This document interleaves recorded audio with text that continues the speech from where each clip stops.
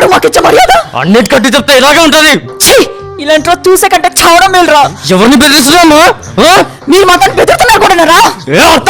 ఏంట్రా ఆపేది?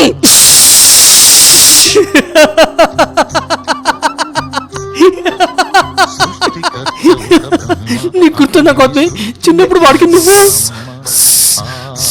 అనుకుంటూ ఉచ్చబోయిస్తుండే.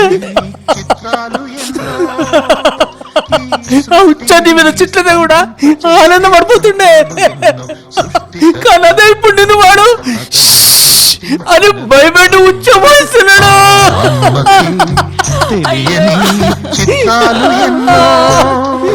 ఈ సృష్టిని స్తంభింపచేసే తంత్రాలు ఎన్నో.